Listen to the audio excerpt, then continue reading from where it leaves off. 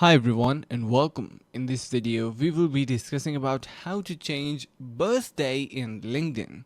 Now, before we start, click the link in the description below to get 50% off the highest rated LinkedIn growth course by LinkedIn's top influencer that will teach you how to grow and monetize your LinkedIn account. Now, jumping back onto the video, the steps are going to be quite simple. So what you're going to do is simply head over to your profile, and once you are on it, you can see we have this option of contact info. Head over to that, and at the bottom you can see we have our birthday. And once we click on this pencil icon, we will be able to modify everything in here. So you can choose your birthday and click on save. Eventually your birthday will be added or edited. And that's how easily you can change your birthday in LinkedIn. And before we get to the end, do not forget to get 50% discount to start growing your LinkedIn account by clicking the link in the description below. So that is it for this video. Make sure to subscribe to our channel, like the video and share it with your friends. Thank you for watching